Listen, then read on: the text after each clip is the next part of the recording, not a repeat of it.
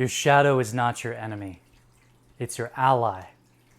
This mindset shift has completely transformed my life and helped me to more effortlessly embrace and integrate my shadow and become friends with my darkness. And in today's video, I'm going to share a bit more about my journey as well as ways to befriend your shadow and to integrate the light and the dark so that you can liberate your energy, feel more free, overcome lifelong patterns and limiting beliefs that may be holding you back from fully realizing your greatness. So, what I've realized about the shadow is that there are certain patterns from our past that the shadow aspect of ourself gets created in order to protect us from feeling something traumatic that happened that maybe we weren't ready to process at the time. An example of this is from my childhood. I was born in Arkansas and moved around a lot as a kid.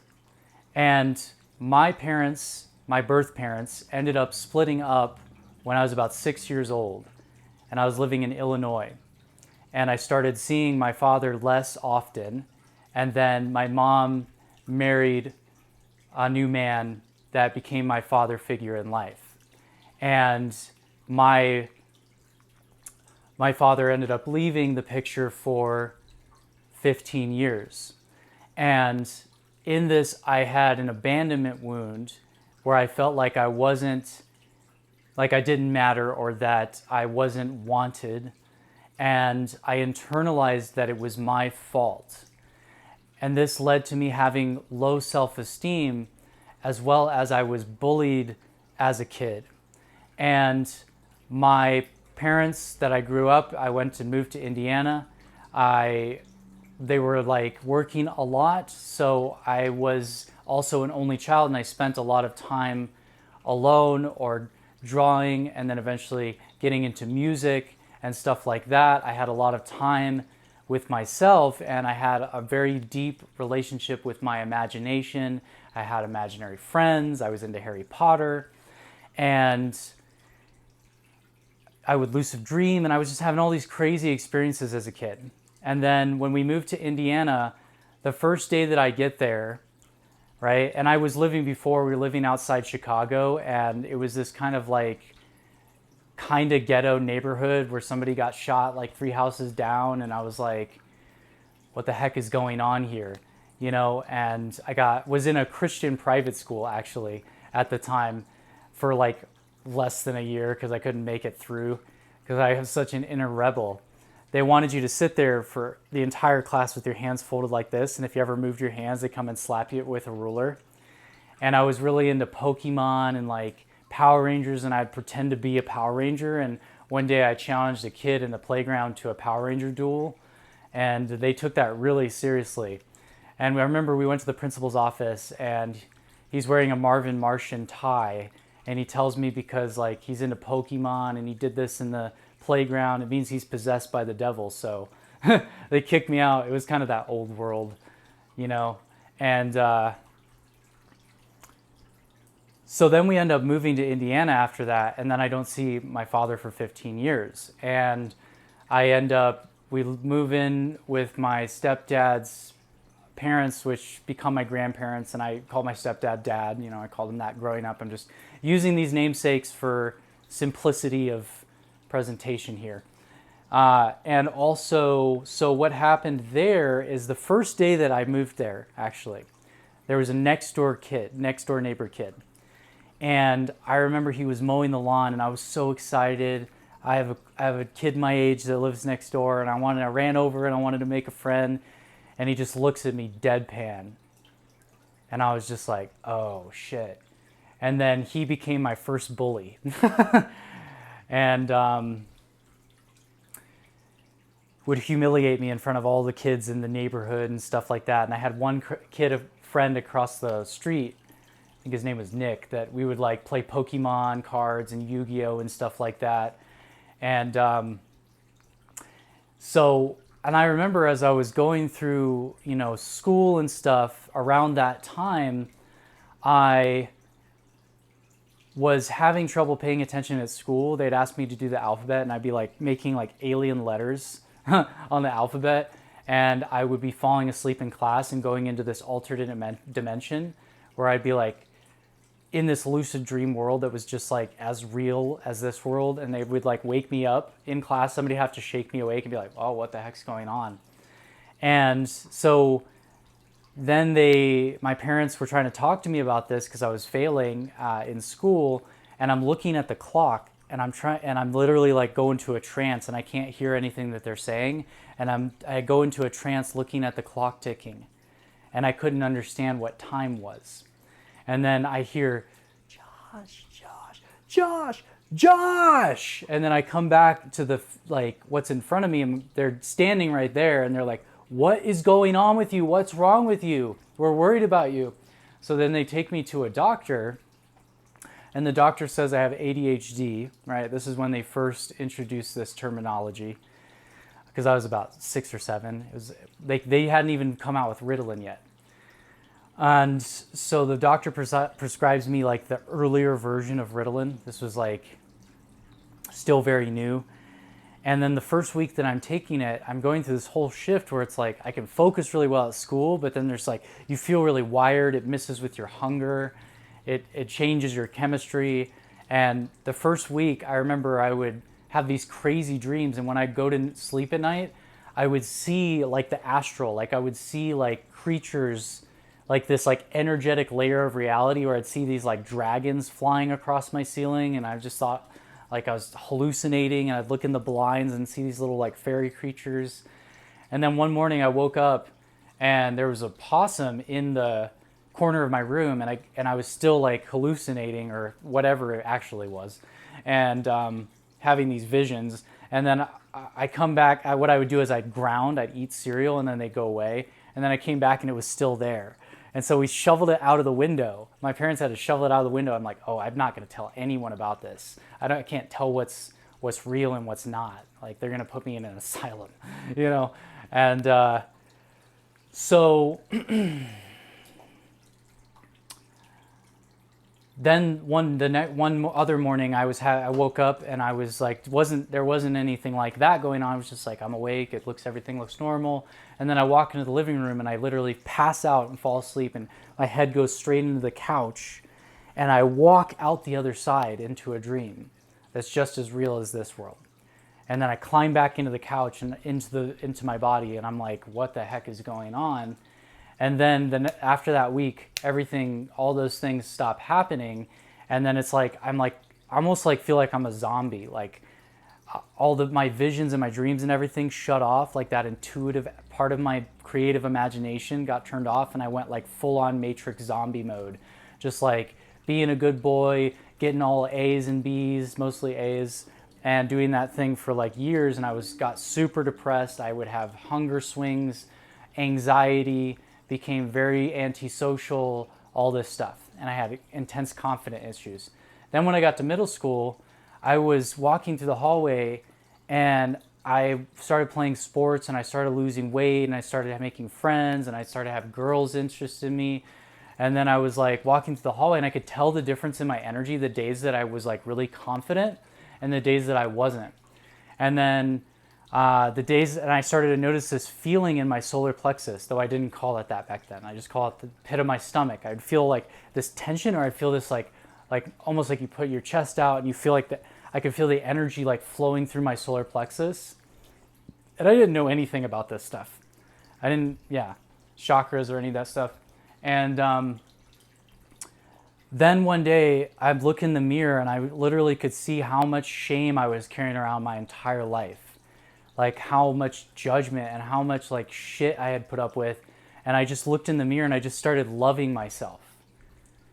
And then I felt this shift in my energy, and I just started feeling happy and like confident. And I could see when I would move back into that old pattern of like shrinking down or just feeling depressed, and like, but then one day I felt like really in that power. And I went to school, and there was this big football player, and he's like would always make fun of me. And one day he's like making fun of me, and we walk out and we're doing some kind of project outside. And I just go and I square up with him. And I'm like, I'm not going to put up with this anymore. And he's like, what are you going to do? Fight me? And I'm like, I'm not going to fight you. Do whatever you're going to do. And he's just like, nah. And then he walked away, and he just like never even talked to me again. He never made fun of me, never talked to me. And then I never really was bullied after that. It was like there was this part of me that just like after I experienced that, and I didn't understand what, that this was like a shadow integration or some kind of life lesson, that it's actually like there's an energy that other people pick up on you. It's not just about your physical appearance or your whatever your conditions are in life. It's like there's an energy that when like that energy shifts in you, other people feel about you how you're feeling internally about yourself. And that was a huge shift in my life, and I started to realize that the way that I felt about myself affected my reality. And then when I turned like 17, 18, I started having a spiritual awakening where I started seeing these fractals. Actually, one time when I was smoking pot, I had a third eye opening, and I was like, this is exactly what it was like when I was a kid. And then that's when I went to the doctor. I was super depressed and all this stuff, and I was like, I'm not taking more medication. And then I started meditating, getting into natural healing and everything, and then took myself off of all of those, mood altering substances, and started experiencing a profound shift in my identity, learned about metaphysics, and started having this whole consciousness expanding journey. And then, so here's the full circle from the childhood thing, right? This is how the shadow becomes your friend and it becomes a gift for your life. So then when I was about to leave for New Mexico, I had gone out there and lived for 3 months and then backpacked, and I had gone to the Hanuman Temple ashram where Ram Dass, who was a big influence on my story, was part of the creation of. It was a synchronicity that happened after I was given his book and went on that journey. So I was going to go back out west, and I wanted to return to the land and connect with my artistic side and follow my passion and my bliss, and do my purpose as my life. And so right before I'm about to leave for that trip, this was like 2015, I get a message from my uncle that my father wants to reconnect with me. So it's been 15 years.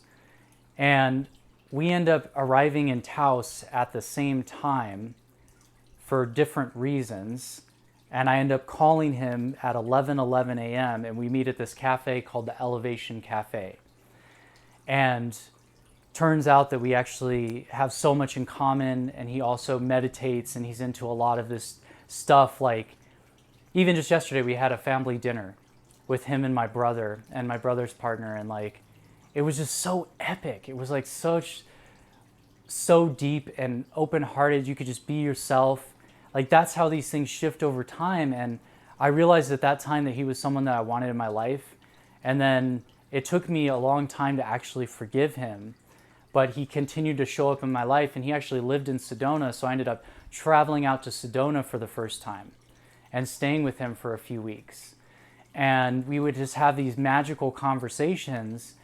And so he started to become a part of my life. And it was the first time I ever felt like I had a father that really understood me and saw me and believed in me and was proud of me, like over time, like that actually got the things that I was into. It was the first time I actually had a parental figure that was into this stuff. When I was living in Indiana, like I was completely isolated. Nobody understood anything I was talking about with energy. And then when I went to Sedona, everything started to change in my life. And then I went and traveled for like 6 years, and I lived in Colorado. I went to the festival circuit. I would go to Florida, then cross country to California. I lived in Hawaii for a little while, Oregon, Austin, Texas, and connected with this whole tribe. And like going from that place of feeling completely alone and isolated to being so connected to soul family, and literally knowing that this awakening is happening all over the planet. You can transmute these shadows, and then they become friends. They become gifts for you. So when I would feel that energy, of that lack of confidence or feeling like I'm not enough or that I'm not wanted or I'm not worthy. I started becoming friends with that, and I started meeting it within myself, bringing my awareness to it, and loving and accepting and honoring that part of myself. Because what we do is that we reject and we push away and we repress these things, especially such a common thing in this culture is that nobody wants to look at anything that is uncomfortable. But when you sweep things under the rug, what they do is it creates this pattern over time, and then it builds up these distortions. And that's what dis-ease is. It's a dis-ease. Because when you process and feel these things, that's what I learned, is that as they were coming up in my energy centers, as it was coming up in my body, and I felt my emotions, the feeling would heal it. It would clear my energy, and then I would get the redeemed energy of like feeling more confident and feeling more like my authentic self, feeling like I didn't need other people's permission. And that's what that turned me into, is that not having that powerful, present, masculine role model energy made me feel weak. Being bullied, it made me feel weak. And so I didn't feel like I was able to lead in my life, and I always doubted myself, and I always questioned my own intuition. And that caused other people to not trust me. That caused me to not fully show up in my life. Now, befriending your shadow, to integrate it, is not about judging these things when you look at them. It's about accepting them. It's about taking responsibility. Responsibility is not about blaming yourself. It's the ability to respond. So what I learned is that as I looked at that feeling weak or like I can't lead or who am I to do any of this stuff, and I confronted that, lovingly confronted that, and in a way made friends with it instead of made it my enemy. This is the secret, because what you resist persists. Making it your friend is the opposite of resisting it. It's saying when you make it your friend, it actually makes it powerless over you. So then as I looked at these things and I took responsibility for my part in all of it, then I'm not blaming anyone else. Then I'm not shaming myself for having felt that way. Then I finally felt in my power for the first time in my entire life. I never knew what that felt like. And this magic that comes into your life. And I believe this relates to like the masculine and feminine energy, which I'll do another video on. It's like when you are able to feel solid and safe in your own body, the flow, the feminine energy, the creative energy within you, the soft energy. It's like the solid and the soft energy, the frame and the flow. Feels safe to move through you. And then that's what I realized, is because I felt weak, I always adapted myself to other people's energies. I was the classical overwhelmed empath, people pleaser. Oh, do they like me? Oh, no, they don't like me. They disapprove of me. People always judging me, like always trying to like not knowing my place or trying to fit in or trying to rebel against things, or it was just exhausting. And then what happens is you lose a part of yourself in these things. And it's not your fault. Like, you don't know it at the time. But that's what taking on other people's energy is. That's what happens when you don't have that strong masculine energy, is that you're not in your own perspective, your own frame of reality. You know, as Aaron Doughty often talks about these things as well, is when I realized that I didn't have to please anyone. And I started prioritizing my connection to Source. That started shifting everything in my life. And as I befriended my shadows, because that's what happens if you hate the hate, that's what creates self-hatred. If you love the part of yourself that hates yourself, that's what dissolves it. When you embrace it, when you accept it, when you approve of it. Another powerful technique that was a part of my journey is called existential kink, and it's all about embracing your shadow and having a more loving, kind of playful, kinky relationship with it, where it's like you realize that there's a part of your darkness that's actually serving you, and that instead of hating it, it's like really like falling in love with it, almost like a lover. And that's really transformative too, I found, for that period of my journey. And now I just kind of integrate it more into like a smooth, like when it comes up, I feel it, you know? And when you do that, it doesn't define who you are, it doesn't define your future. Because when that stuff stays stuck, this is why Carl Jung said, you know, enlightenment is about making the unconscious conscious. Because there are these things within our subconscious tank that run in the background like a background process on a computer, and they're taking up your bandwidth and they're recreating patterns in your life, and then you're asking, why is that happening? Think better thoughts, yeah. These things are much deeper than those thoughts. They're like the very things that are creating your thoughts is like these deep vibrations. And you could say, oh, well, you're not thinking about them, therefore you're not feeling them, they're not active. But it's like, how deeply are you feeling? Because I've had plenty of medicine journeys and deep meditations where you just like, oh my God, like you just feel a whole layer. I'm like, this was just like repressed low-level energy that was running in the background this entire time. I don't think that that's an inactive vibration. I think that that's a repressed energy that often people have, and that's why people go through these, like, as you expand your consciousness, as you go deeper, you start seeing things that you didn't see before. So I think that, you know, the subconscious is just a way of talking about, as you go deeper, you'll see things that weren't there before.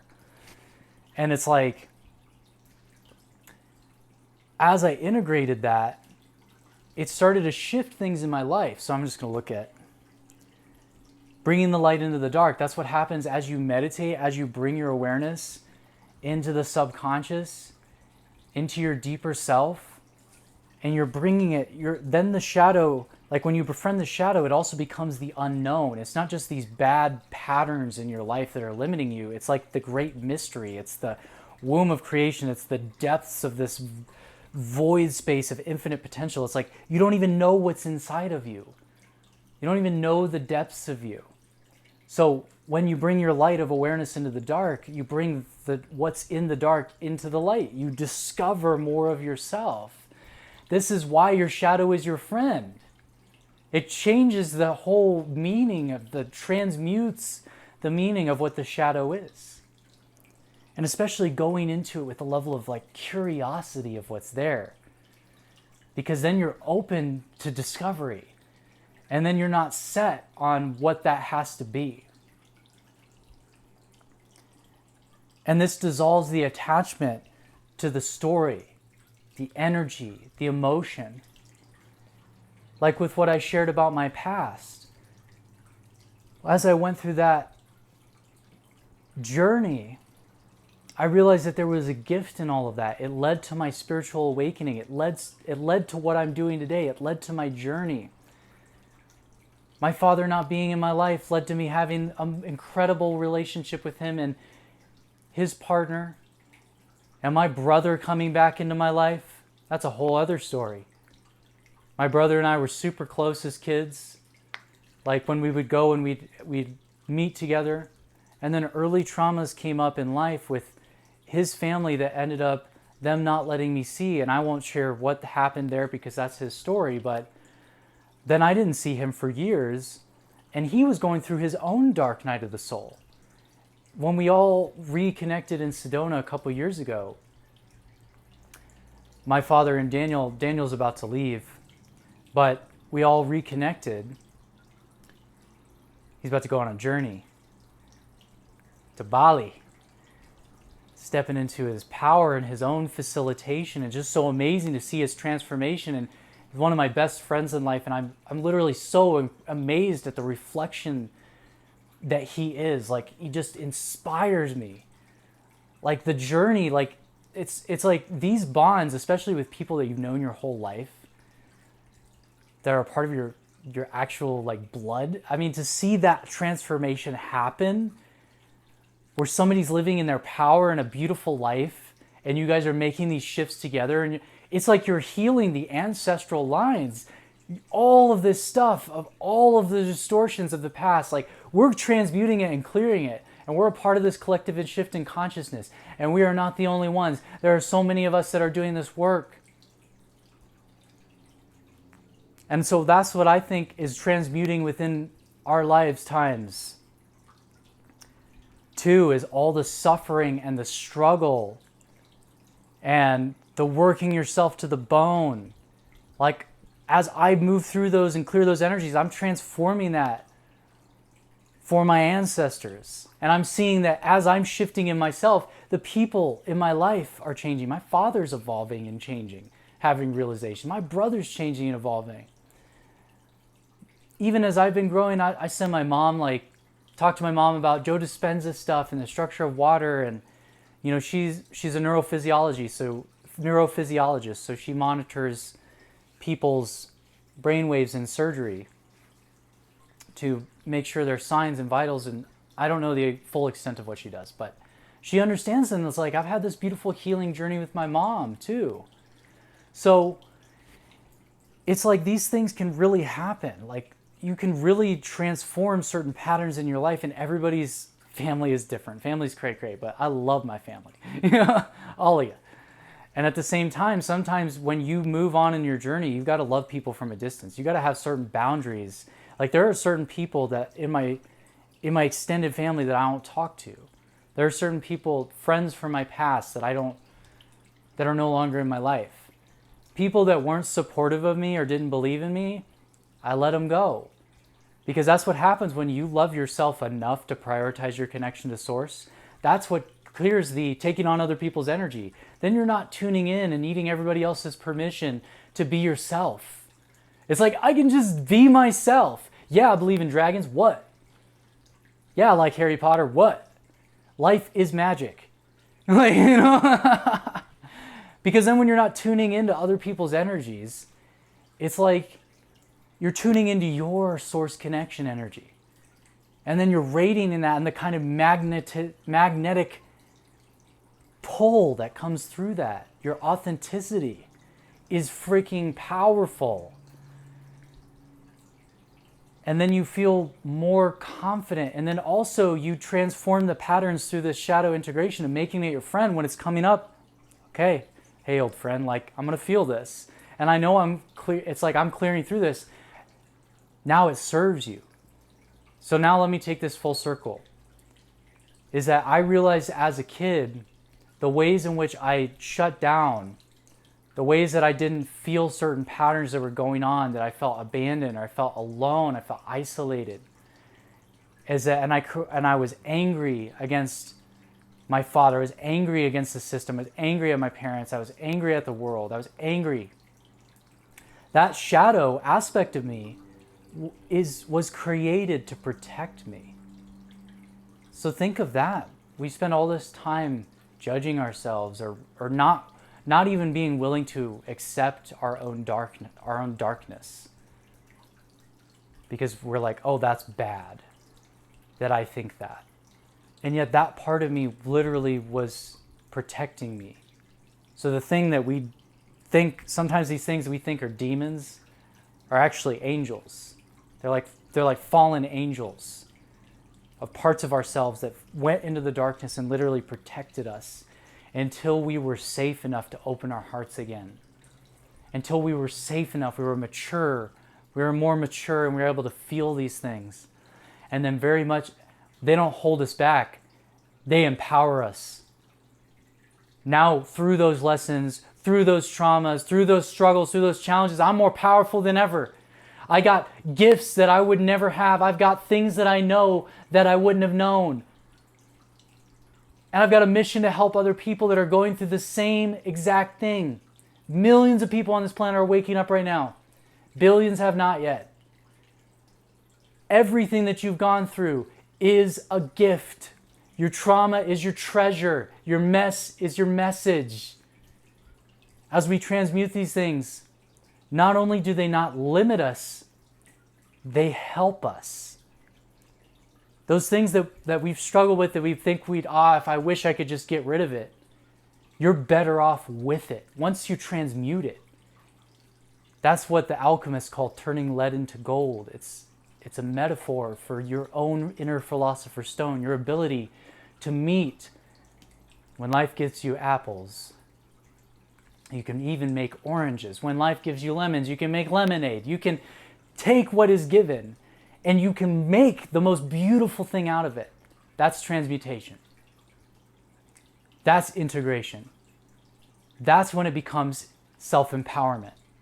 That's when you are able to also own your flaws. Like, as I've owned these parts of myself that is like, for the longest time, I felt afraid of getting up and talking about all this metaphysical, mystical, esoteric stuff that I'm into. And now I own it. I own that I nerd out on self-development. I own that I'm in to the laws of the universe. I own that I have these psychic, deep experiences, and then I'm like a meditator sitting there like somebody's just looking at me, I'm just like, I own my weirdness. Because your weirdness is what makes you different. You don't want to be the same as everyone else. Be one with your weirdness. You don't have to be one with everyone else to be the same. And when you're one with your weirdness, when you're one with yourself, you're automatically one with everything. Then you get to be a unique expression of the oneness. And your gift is already within you. You're literally walking around with it. As we feel through these things, as we heal through these things, our dragons become our friends. Like they're hiding within the caves of your soul. You know, in those stories where they always slay the dragon, I don't like those stories anymore. I think we should make friends with the dragons. Why do you think the dragons in those stories are typically pissed off? You ever think maybe it's the people and not the dragons? That's why I love the Dragon Rider movie.